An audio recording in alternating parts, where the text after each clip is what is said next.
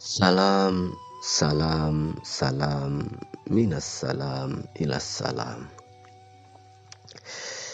Hari ini kita akan berbicara tentang sebuah pembahasan yang berjudul Ummud Doa atau ibu dari doa, atau bisa kita beri judul lain yaitu Ad-Dawa'u bid-Doa, berobat dengan doa.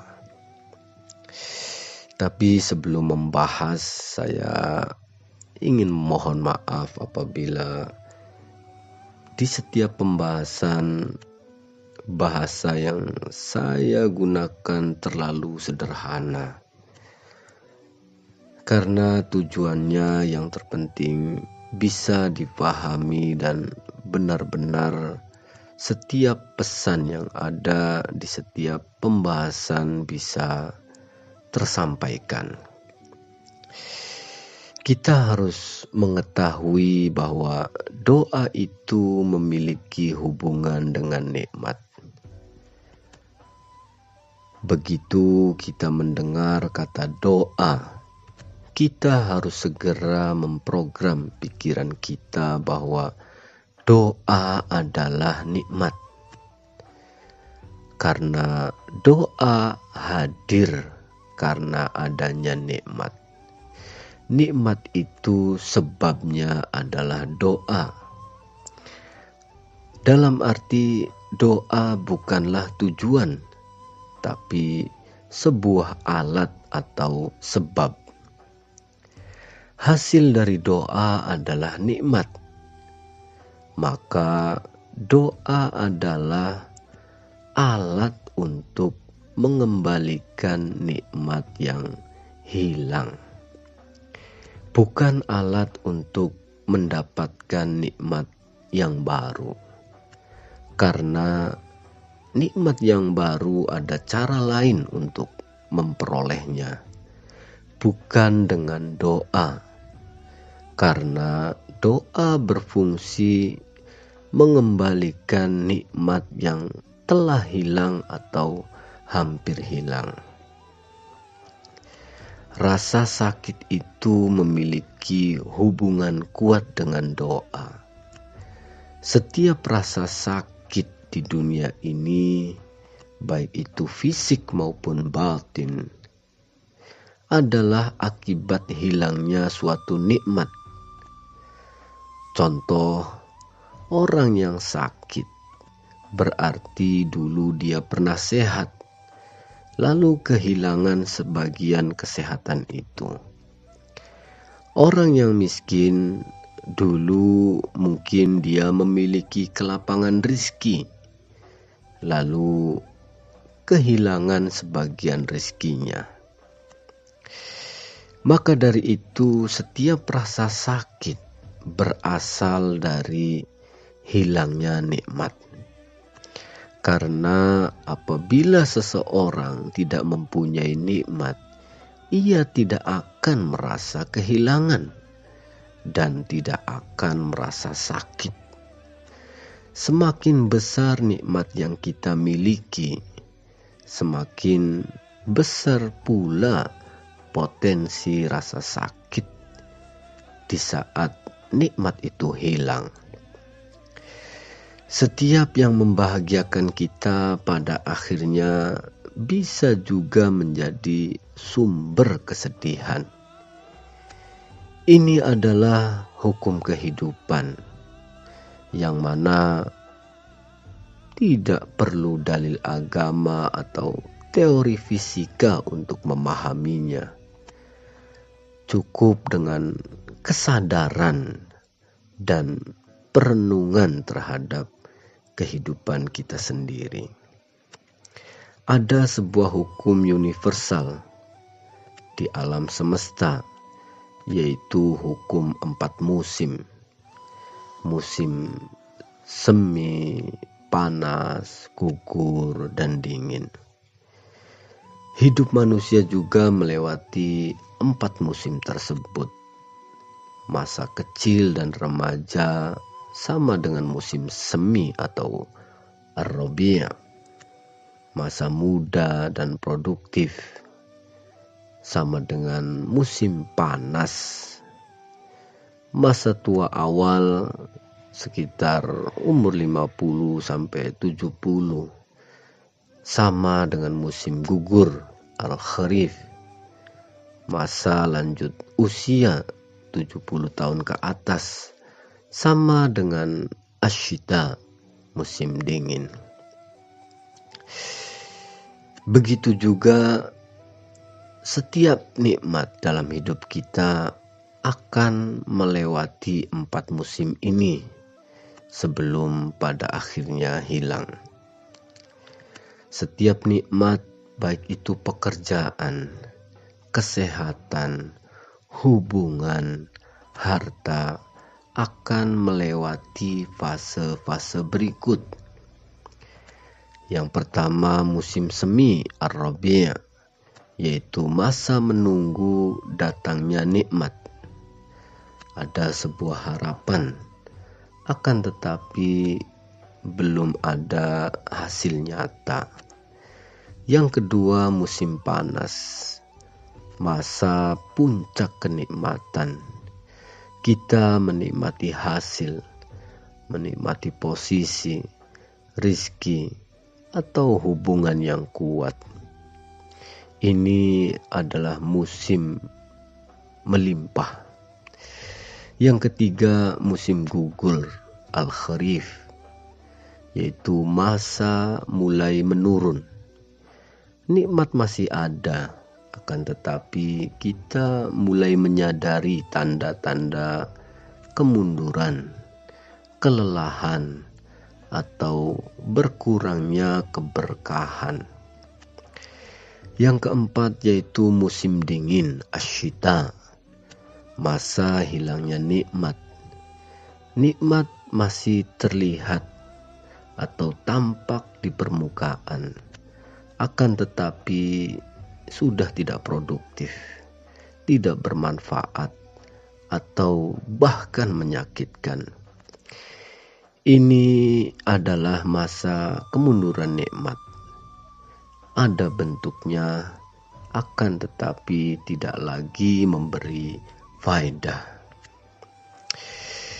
Semua nikmat tanpa terkecuali pasti akan melewati siklus tersebut. Itulah sunnatullah kehidupan. Akan tetapi di sini terletak rahasia besar. Doa tidak selalu dikabulkan karena tidak semua musim tepat atau cocok untuk berdoa. Ada 2 musim saja di mana doa untuk mengembalikan nikmat bisa dikabulkan. Apabila kita berdoa di luar musim itu, doa tidak akan menghasilkan apa-apa. Inilah sebab banyak orang berhenti berdoa, kehilangan keyakinan, atau menganggap Tuhan seakan tidak nyata dalam kehidupan mereka. Fase pertama yaitu musim dingin asyita. Doa yang benar pada fase pertama adalah ketika nikmat sudah hampir hilang. Ketika semua tanda menunjukkan bahwa nikmat itu akan pergi. Saat itu adalah musim dingin nikmat.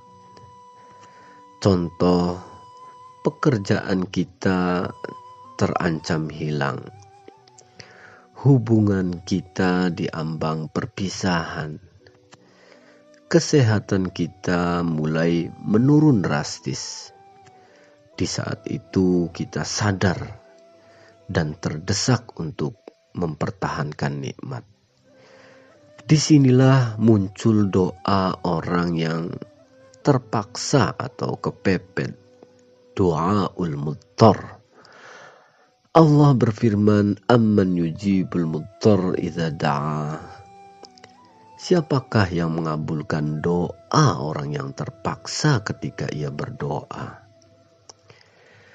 Doa di musim dingin adalah doa keputusan terakhir setelah semua usaha manusiawi habis.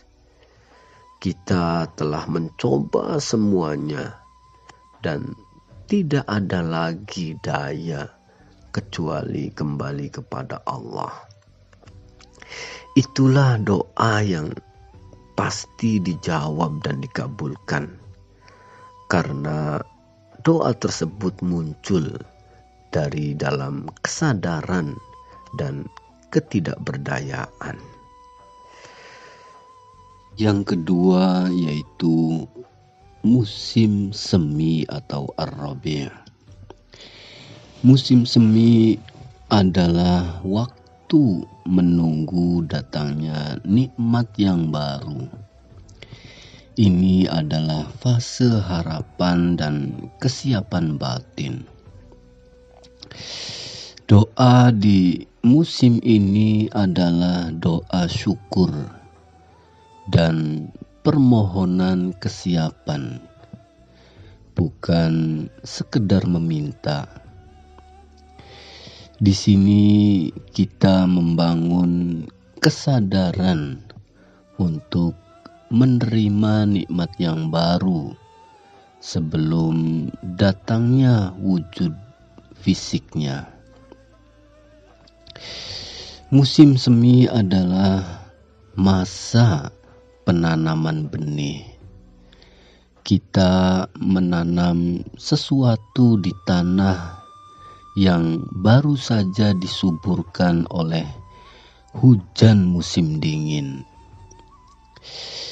Begitu juga dalam hidup. Setelah masa kehilangan, masa dingin, masa perenungan, dan masa kesadaran, maka akan datang musim semi, yaitu musim atau masa untuk menanam doa yang baru. Tapi perlu kita ingat bahwa tanah hati tidak akan bisa menumbuhkan doa baru kecuali setelah dibersihkan oleh air kesadaran dan air penyesalan dari musim dingin. Itulah sebabnya tidak ada doa yang benar-benar tumbuh dari hati yang belum pernah menangis. Air mata adalah air kehidupan doa. Tanpa air mata, doa hanyalah sebuah kata-kata. Namun dengan air mata, doa menjadi kehidupan baru.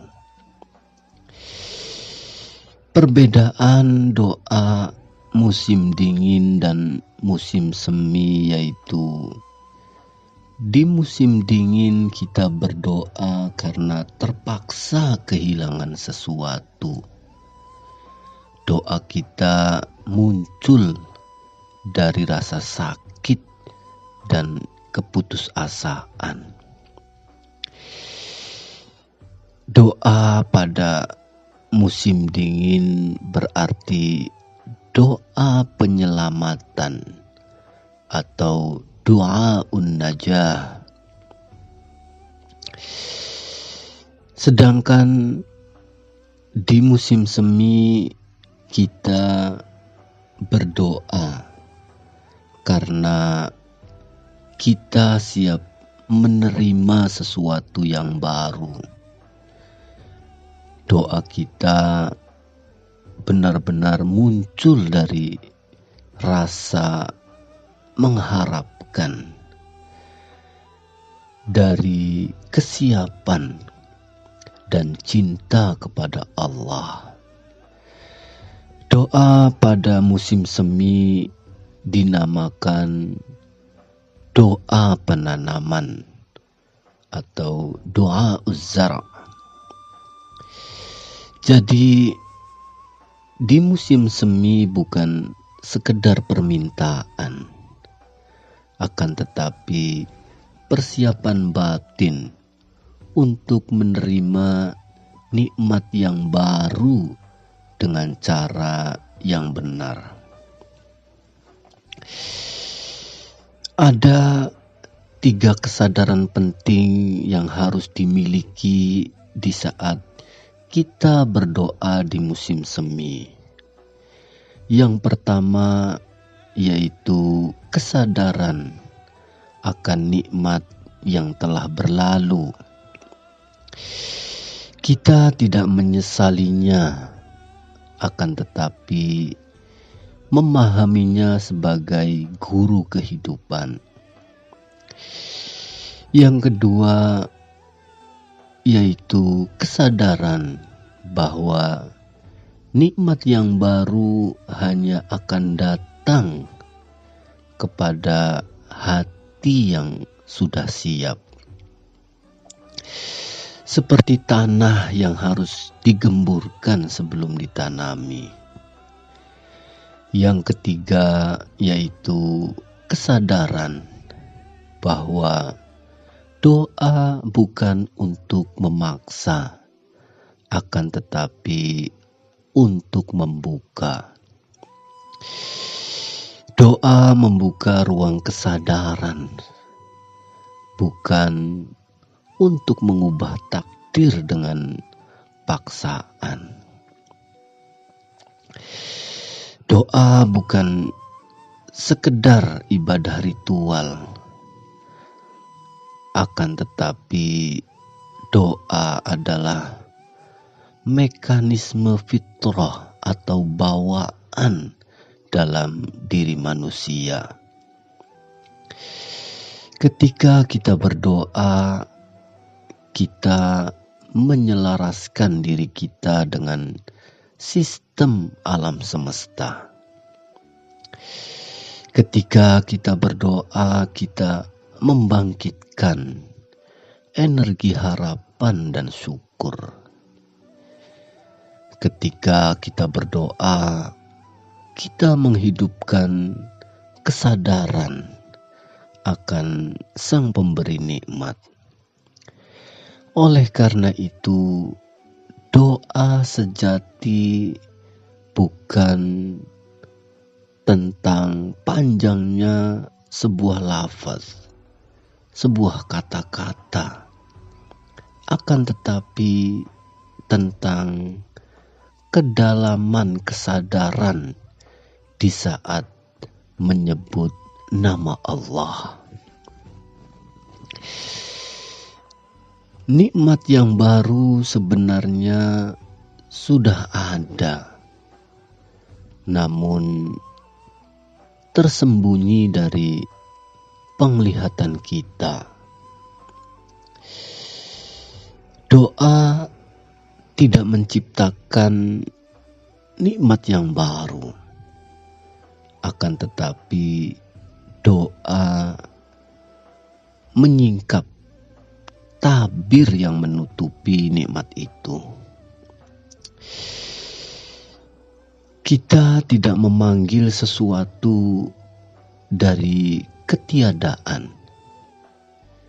Kita hanya membuka mata hati kita untuk melihat nikmat yang sudah disiapkan oleh Allah sejak awal. Seperti matahari yang selalu ada di balik awan, doa adalah tiupan angin yang menggeser awan itu supaya cahaya terlihat kembali. Ketika kita merasa doa kita tidak dikabulkan, kita tidak boleh terburu-buru berkata bahwa Allah tidak mendengar. Karena bisa jadi kita berdoa di musim yang salah. Bisa jadi kita meminta sesuatu yang belum siap kita terima. Dan bisa jadi Allah menyimpannya untuk waktu di mana hati kita sudah matang.